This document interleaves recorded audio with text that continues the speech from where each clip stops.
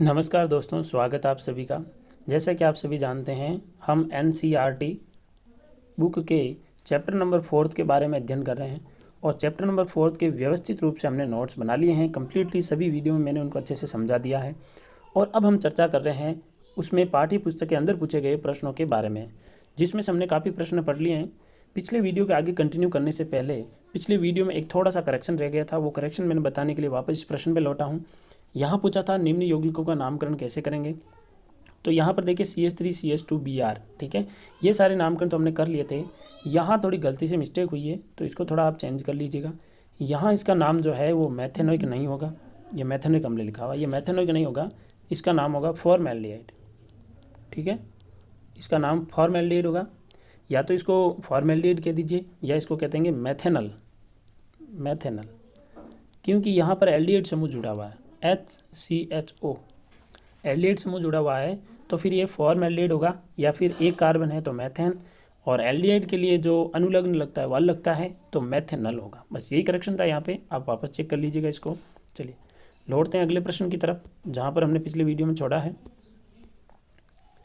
यहाँ पर देखिए लास्ट का जो वीडियो था हमारा, उसमें हमने ये छोड़ा था कि क्या आप डिटर्जेंट का उपयोग करके बता सकते हैं कि कोई जल कठोर है अथवा नहीं। तब हमने इसमें कहा था नहीं, क्योंकि डिटर्जेंट कठोर जल के साथ भी उतने ही जाग उत्पन्न करेगा जितना मृदु जल के साथ, तो हम पता नहीं कर सकते हैं। तो अब प्रश्न नंबर 2 के बारे में चर्चा करते हैं। प्रश्न नंबर 2 है कि लोग विभिन्न प्रकार के कपड़े धोते हैं। सामान्यतः साबुन लगाने के बाद कपड़े पत्थर पर पटकते हैं और डंडे से रगड़ते हैं, डंडे से पीटते हैं, ब्रश से रगड़ते हैं, वॉशिंग मशीन से कपड़े रगड़े जाते हैं। कपड़ा साफ करने के लिए उन्हें रगड़ने की क्यों आवश्यकता होती है।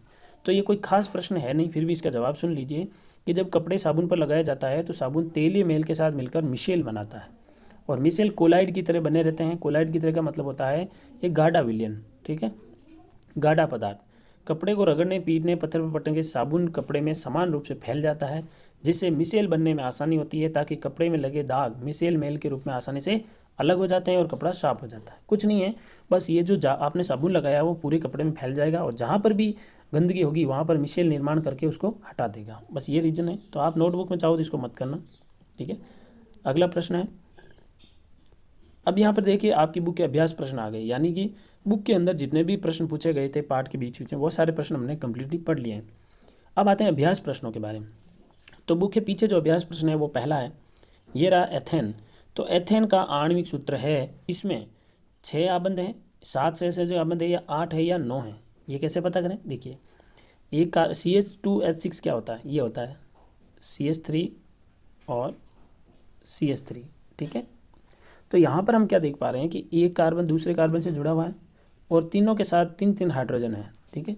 ये 1 2 और 3, इधर भी 1 2 और 3। तो बॉन्ड गिन लीजिए कितने बॉन्ड है, देखिएगा एक बॉन्ड यहाँ है, 2 3 4 5 6 और 7 बॉन्ड है। तो अपना आंसर जो है वो करेक्ट हो जाएगा, 7 सहसंयोजक आबंध होंगे, ठीक है। बी नंबर ऑप्शन करेक्ट कीजिएगा। अगला है ब्यूटेनॉन।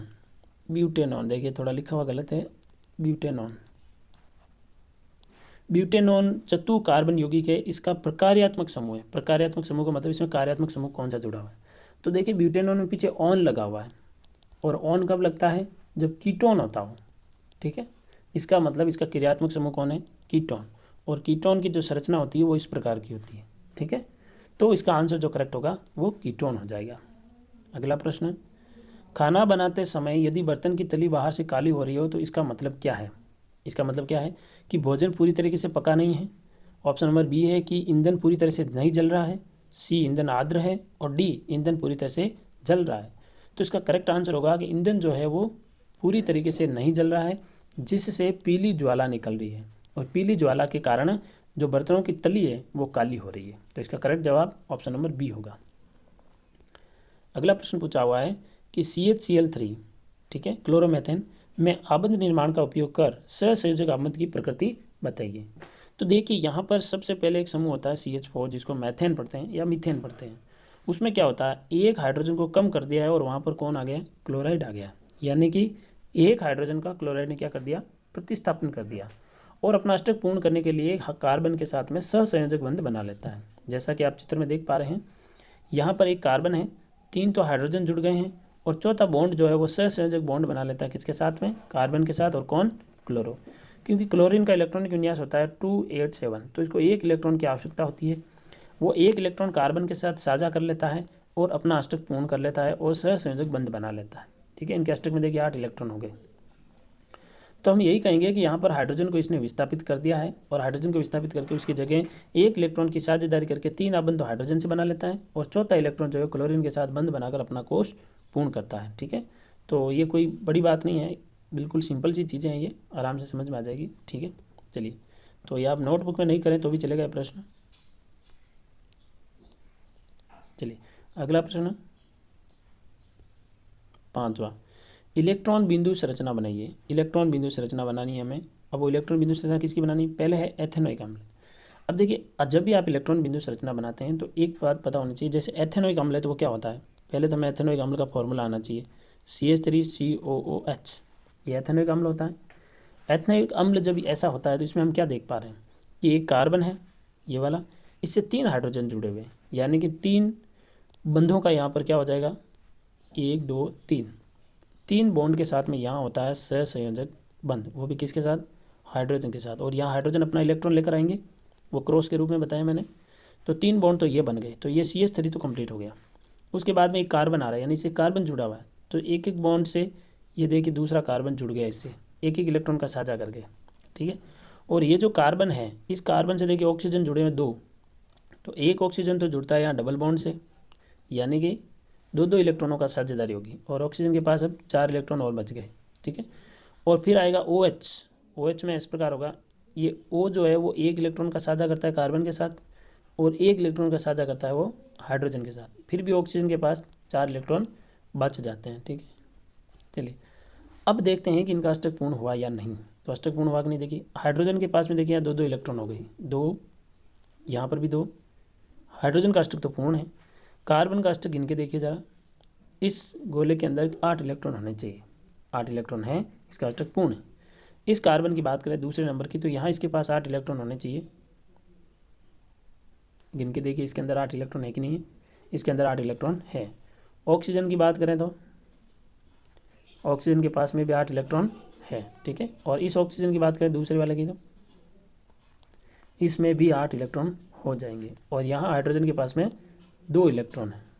ठीक है, तो ये हो गई आपके एथेनोइक अम्ल की इलेक्ट्रॉन बिंदु संरचना। तो इस प्रकार आप संरचना को बना सकते हैं, ये चीज़ें हमने पिछले वीडियो में समझ ली थी। ठीक है, अगला इसका सेकंड है H2S, हाइड्रोजन सल्फाइड। अब यह हाइड्रोजन सल्फाइड जो है ये कैसे बनेगा, देखिए हाइड्रोजन सल्फाइड बनाने के लिए हमें सबसे पहले पता होना चाहिए कि इसका मुख्य तत्व कौन सा है, और मुख्य तत्व यहाँ पर सल्फर है।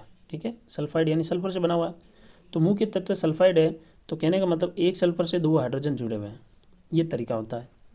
हमें ये पता होना चाहिए सल्फर का इलेक्ट्रॉनिक विन्यास क्या होता है, क्योंकि सल्फर 16 नंबर पे आता है, तो इसका इलेक्ट्रॉनिक विन्यास होगा 286, यानी बाह्यतम कोश में 6 इलेक्ट्रॉन है। तो ये रहा अच्छा सल्फर, एक एक इलेक्ट्रॉन का साझा कर लेता है हाइड्रोजनों के साथ, ये हाइड्रोजन अपने इलेक्ट्रॉन लेकर आएंगे, क्रॉस का मतलब है ये इलेक्ट्रॉन हाइड्रोजन का है। ठीक है, और इसके पास में 4 इलेक्ट्रॉन बच जाते हैं, तो ये 4 इलेक्ट्रॉन बच गए। अष्टक चेक कर लो इनके, ये हाइड्रोजन का अष्टक पूर्ण 2 इलेक्ट्रॉन, यहाँ पर भी 2 इलेक्ट्रॉन, और सल्फर के पास में 8 होने चाहिए। ठीक है, तो एक इनके देख लीजिए 8 इलेक्ट्रॉन हैं। तो ये हो गई H2S हाइड्रोजन सल्फाइड की संरचना। ठीक है, चलिए अब जो आगे की संरचना है वो है प्रोपेनॉन। तो प्रोपेनॉन की संरचना कैसे बनेगी, देखिए मैंने आपको समझा दिया है कि जब भी हम इस प्रकार की संरचना बनाएंगे जैसे, तो उसकी पहले बेसिक संरचना हमें पता होनी चाहिए, वरना हमें समझ में नहीं आएगा कि हमें क्या बनाना है। तो देखिए प्रोपेनॉन, पहले प्रोपेनॉन बनाना आना चाहिए। तो प्रोपेनॉन कैसे बनाएंगे, मैथ एथ प्रोपेन, 3 कार्बन होने चाहिए, CH3 CH2 और ऑन लगा हुआ है प्रोपेनॉन, तो इसका मतलब इसमें कीटोन जुड़ा हुआ है कहीं ना कहीं। ठीक है, तो ये संरचना ऐसी हो जाएगी, संरचना को ऐसे बनाएंगे CH3 CO CH3, बीच में कीटोन लगा दिया, कीटोन बीच में लगता है, एक बार देख लेते हैं प्रोपेनॉन ही है क्या, हाँ प्रोपेनॉन यानी कीटोन लगना तय है। चलिए, तो यहाँ पर देखिए इस संरचना को अगर मैं खोल के लिखूँ तो ऐसे लिखा जाएगा कि एक कार्बन है उससे 3 हाइड्रोजन जुड़े हुए हैं। ठीक है, फिर एक दूसरा कार्बन है उससे एक ऑक्सीजन जुड़ा हुआ है, और एक तीसरा कार्बन है जिससे 3 हाइड्रोजन जुड़े हुए हैं।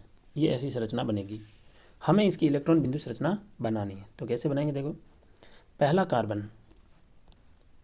कार्बन लिया, उससे 3 हाइड्रोजन जुड़े हैं, तो 1 2 3 हाइड्रोजन जोड़ देंगे। ठीक है, ये हाइड्रोजन अपना इलेक्ट्रॉन लेकर आएंगे, ये देखिए।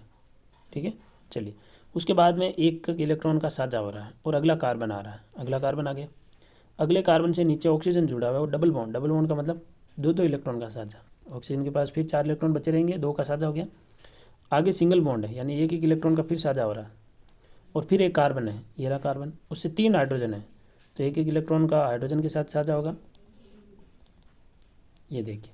ठीक है, अब देखते हैं इनका अष्टक पूर्ण हुआ कि नहीं हुआ। हाइड्रोजन के अष्टक पूर्ण है, 2 इलेक्ट्रॉन, यहाँ पर भी हाइड्रोजन का अष्टक पूर्ण, यहाँ इस कार्बन के देखिए 8 इलेक्ट्रॉन पूरे, इस कार्बन के भी 8 इलेक्ट्रॉन पूरे, गिन के देख लेना आप लोग। यहाँ हाइड्रोजन का अष्टक पूर्ण, 2 इलेक्ट्रॉन। ठीक है, और इस कार्बन का अष्टक देख लो, 8 इलेक्ट्रॉन इस गोले में, यानी इन सब के अष्टक हो गए पूर्ण। ठीक है, तो यहाँ ये ऑक्सीजन का भी देख लो, 8 इलेक्ट्रॉन। तो ये हो गई किसकी, प्रोपेनॉन की इलेक्ट्रॉन बिंदु संरचना। तो इनके बारे में बात करते हैं। यहाँ पर देखिए, ये संरचना हमने बनाई थी एथेनोइक अम्ल की, ये बनाई थी हमने H2S की। यहाँ S है, यहाँ ध्यान रखना गलत छप गया, यहाँ पर S होगा। और इसके अलावा ये रही संरचना आपके प्रोपेनॉन की, ये देखिए बीच में C डबल बॉन्ड हो जुड़ा हुआ प्रोपेनॉन। और लास्ट की जो संरचना आती है वो किसकी है, वो F2 की है। ठीक है, F2 का मतलब ये फेरम है, और सॉरी फ्लोरीन है, और फ्लोरीन 9 नंबर पर आता है, 2 7, यानी 1 इलेक्ट्रॉन की आवश्यकता होती है। तो ये सिंगल बॉन्ड से जुड़ेंगे, मतलब F सिंगल बॉन्ड F से जुड़ेंगे। ठीक है, तो कैसा बनेगा, ये देखिए, ये बना ऐसे, हो गया F2। देखिए एक इलेक्ट्रॉन का साझा हुआ है यहाँ पर, तो यहाँ पर भी इसके खाते में कितने हो गए, 8, और इसके खाते में भी कितने हो गए, 8।